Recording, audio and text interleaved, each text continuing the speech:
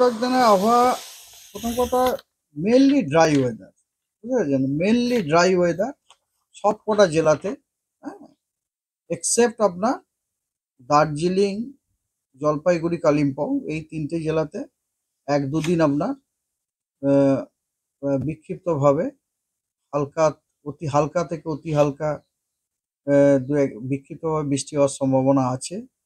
এবং এই দার্জিলিংয়ে আপনার কি বলে তুষারপাতের সম্ভাবনা, সেগুলো হচ্ছে আপনার 12 তারিখ 13 তারিখ এই দুদিন আপনার ভেরি লাইট থেকে লাইট রেনফল প্লাস স্নো হওয়ার সম্ভাবনা আছে দার্জিলিং জেলাতে, ঠিক আছে? আর মেন থিং হচ্ছে কি, আর আর সমস্ত বাকি সমস্ত জেলা শুষ্ক আবহাওয়া। 10 তারিখে সব জেলা শুষ্ক, 14, 15, 16 সব জেলা শুষ্ক, 12, 13 কেবলমাত্র দার্জিলিং বাদ দিয়ে বাকি সব জেলা আপনার শুষ্ক, ঠিক আছে? আর 14, 15, 16 তো বলেই দিলাম আপনাকে। আর তবে ফগ হওয়ার সম্ভাবনা আছে, হ্যাঁ, শ্যালো থেকে মডারেট ফগ হওয়ার সম্ভাবনা আছে। আজকেও আপনার পশ্চিম বর্ধমান, বীরভূম, মুর্শিদাবাদ এই জেলাগুলিতে শ্যালো থেকে মডারেট ফগ হওয়ার সম্ভাবনা আছে এক দু জায়গায়। 11, 12 এই দুদিন দক্ষিণ গাঙ্গেয় পশ্চিমবঙ্গের সব জেলাগুলিতে দু এক জায়গাতে হালকা শ্যালো থেকে মডারেট ফগ হওয়ার সম্ভাবনা আছে বিক্ষিপ্তভাবে এক দু জায়গাতে সকালবেলার দিকে, ঠিক আছে? 11, 12 তারিখে। আর 14, 15, 16 তো বললাম আপনাকে।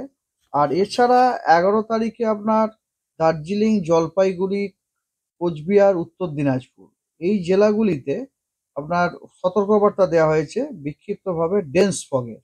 সেখানে দৃশ্যমানতা আপনার 200 মিটারের নিচে নেমে যাওয়ার সম্ভাবনা আছে। এবং 12 তারিখেও আইসোলেটেড ডেন্স ফগের আপনার সতর্কবার্তা দেওয়া হয়েছে দার্জিলিং, জলপাইগুড়ি, কোচবিহার, উত্তর দিনাজপুর এবং দক্ষিণ দিনাজপুর, ঠিক আছে? সেখানে আপনার দৃশ্যমানতা কমে যাবে 200 মিটারের নিচে। আগামী 24 ঘন্টা পর্যন্ত ন্যূনতম তাপমাত্রার কোনো বড় পরিবর্তনের সম্ভাবনা নেই, অর্থাৎ 11 তারিখ পর্যন্ত। তবে 12 তারিখের পর থেকে তারপরের আপনার তারপরে আপনার ন্যূনতম তাপমাত্রা 2 থেকে 3 ডিগ্রি বেড়ে যাওয়ার সম্ভাবনা আছে গাঙ্গেয় পশ্চিমবঙ্গের জেলাগুলিতে এবং সাব হিমালয়ান ওয়েস্ট বেঙ্গলের জেলাগুলি। এটা কারণ স্যার কি? আপনার টেম্পারেচার বেড়ে যাওয়ার জন্য হ্যাঁ। ময়েশ্চার ঢুকছে, অ্যাকচুয়ালি ময়েশ্চার ঢুকছে।